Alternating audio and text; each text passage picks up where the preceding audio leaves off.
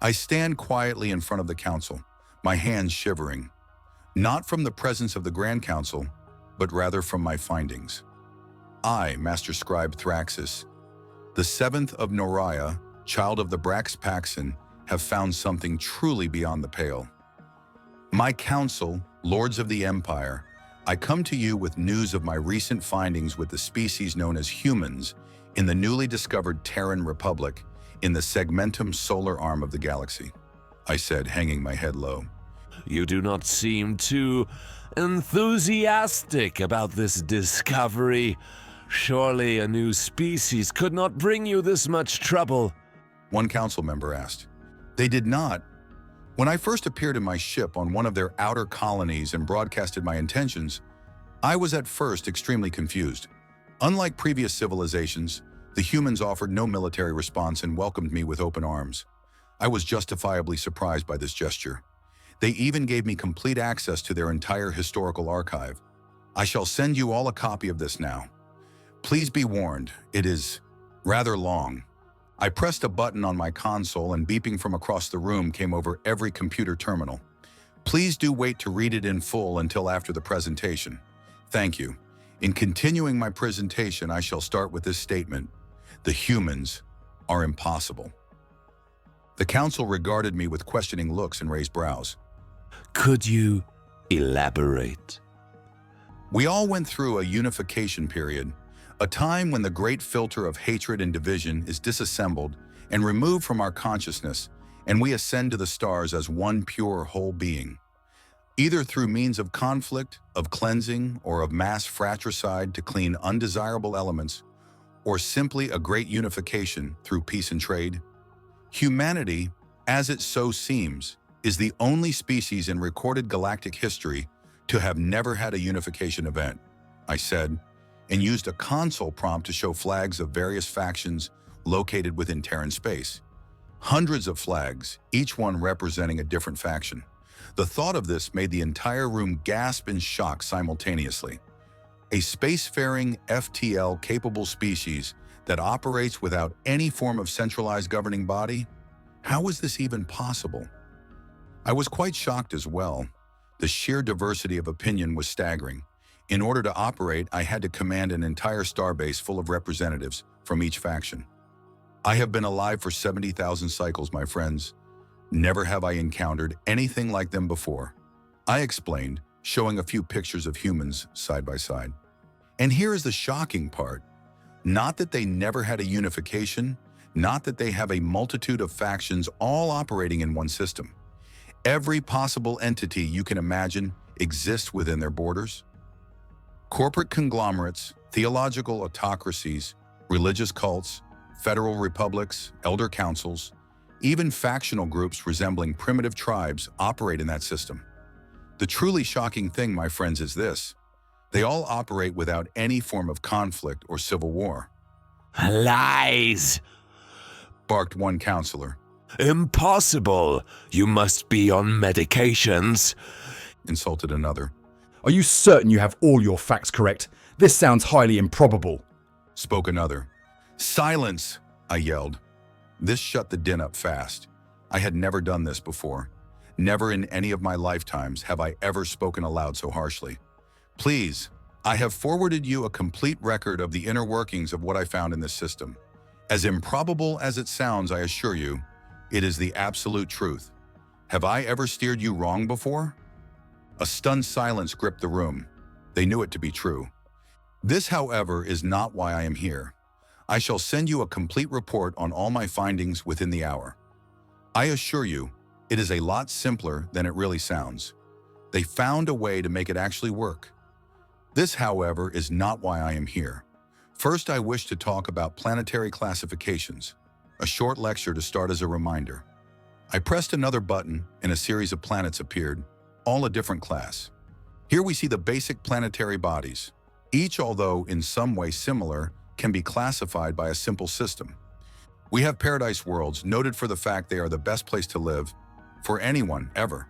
We have garden worlds, just a cut below the paradise worlds, but ideal for sapient life to evolve. Ocean worlds or ice sheet worlds. Planets whose mass is made of water or ice. magmatic or fractured worlds whose entire surface is an ocean of molten rock. These planets are either forming or are naturally volcanic. Then we have the more dangerous spectrum. The hazard worlds are just below dangerous enough to be considered difficult, but not impossible to colonize or harvest. Death worlds are a cut above that and are where most sapient life originates. These contain abundant life, including fauna, flora, parasites, and various predatory or prey creatures.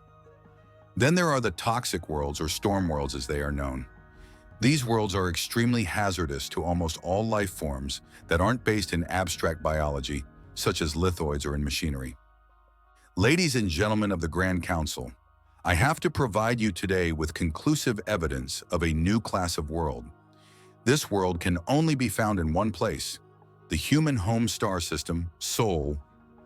I pressed a button and showed a picture of a relatively normal planetary body, a blue and green continental planet, to the Council. They looked at me confused.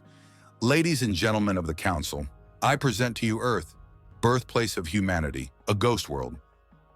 Ghost world? That sounds rather ominous. A councilman said, peeking his head out of his booth to try to take a closer look. Allow me to elaborate. We all know that all living beings have souls. Sapient life forms have greater souls.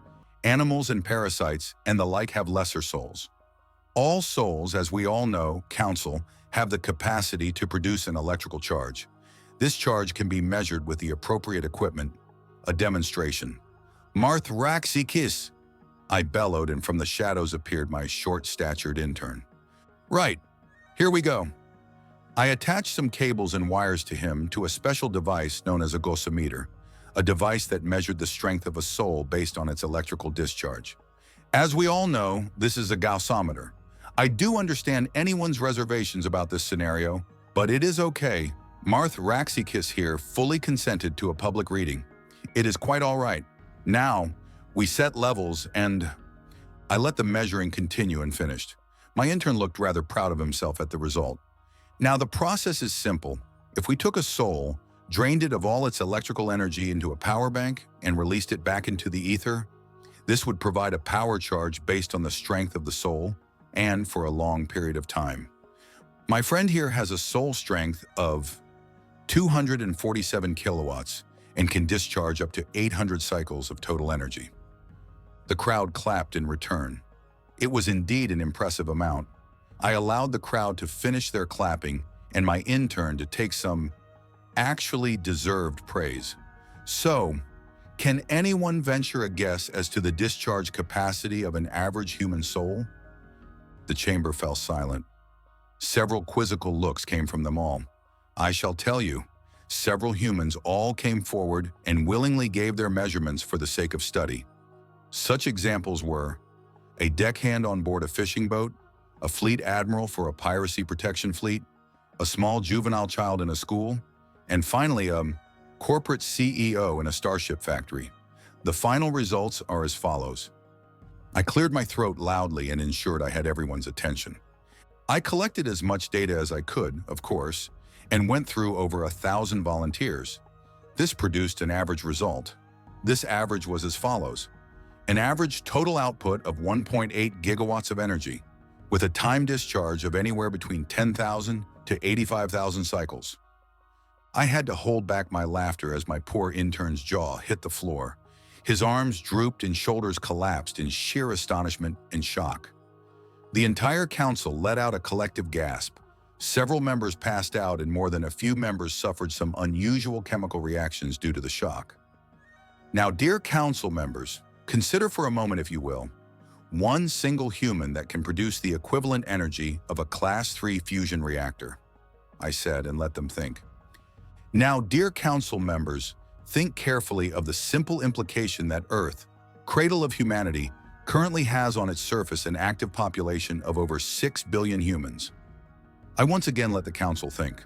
The expressions on their faces were something astonishing. Even the council from the Machine Collective had morphed its computerized features into an expression of sheer terror. Now consider the residual spiritual energy of a sapient species across 100,000 years. The collective spiritual energy of 100 billion of those same souls, all concentrated in that one single, tiny little planet. A deafening silence surrounded the council as my last statement finished. A few minutes passed. Not even breathing could be heard. And now, dear friends, imagine that same thing. But now the souls of billions more humans rapidly spreading across the stars, unchecked, unchallenged, spread across nearly 700 planets, stations, and star systems. One counselor finally snapped and let out an ear-piercing shriek of terror, his fur standing on end as he stood up from his seat, then promptly passed out. However, that is not the worst of it. I have collated more data on the scribe of a specific faction, the Sons of the Void, a religious group. His readings, my friends, just a simple scribe, a record keeper, mind you, 87 gigawatts of energy with a time discharge of 200,000 years. The council stood in deafened, horrified silence for a solid half an hour. If I didn't know better, I swear during this period they all forgot how to breathe. This council, I said, breaking the silence, is why I am adding a new planetary classification to our index. Earth is a ghost world. There is so much staggering amounts of residual spiritual energy on that one single planet that it is, in essence, the closest thing we'll ever get to a direct connection to the afterlife without first being dead. The planet started its life as a Class 12 death world for spirit's sake. As far as I am concerned, our first immediate action is to permanently ban any and all spirit seekers, telepaths, and soul hunters from that star system. I shudder to think of the result should they dare set foot there. A further 5 or so minutes of silence as the council considered what was going on before one councilman somehow found a way to talk again. And what about the humans themselves? They seem strangely ignorant of their latent power, for the better in my opinion. An extreme few seem to take advantage of it, and all for some very silly or noble reasons. As for the species itself, fractious as it may be, they were more than elated when they figured out they were not alone in the universe. More elated even then when I gave them some documentation about the nature of council society. Apparently, their aspect of law and order bears some shocking similarity to ours, to a, frankly, frightening degree. It would not be a difficult task of any kind to integrate them into the community as a whole, fractious as they are. Military prospects? One councilman asked. Technologically, they are inferior but extremely adaptable and highly variable. Whatever strategy you think you have, they likely have thousands of counters to that. Whatever ships you have, they have 24 different ships that can directly counter it. And even so, I pointed towards something on the upper level behind me. The council's eyes once again widened in terror at the sight of a shadowed human form staring back at them from the corner of the viewing deck above. It had been watching them the whole time. The council screamed in terror and hastily scrambled out of their chairs. A few souls, brave or foolhardy as they may be, stayed behind, locked in fear with the shadow of humanity's soul now staring straight at them with a billion pairs of eyes. I didn't think so. I think for now, that concludes our meeting. I gathered up my documents and herded my terrified intern towards the exit. I looked up to find those billions of eyes now looking at me. I looked carefully at the small trinket I had taken with me, knowing full well what I had just done. Humanity, or at least its entire spiritual realm, was in this room with me this whole time. A small locket containing the picture of a young human woman with the initial CI engraved on it. It allowed the spirits a window to where they needed to be. A mixture of reverence and fear overcame me as I entered the elevator to my study. I knew it was there the whole time. Humans. What has the universe created that the spirit realm can so easily use as a conduit to our reality? What have the gods made that so easily crosses the threshold? I retreated to my study, still with humanity's shadow following behind me, barely registering in the corner of my eye. What? What did we find? What have the gods unleashed against us? I sat down in my chair and put a framed photograph on my desk. It was a picture of me surrounded by humans, smiling faces, happy thoughts, and beer pint mugs. I looked at it in thought for a moment and felt the shadowed presence vanish as I smiled from the memories of a pub crawl I had. Nah, we'll be fine. Thanks for watching Techno Titan Universe. Subscribe for more.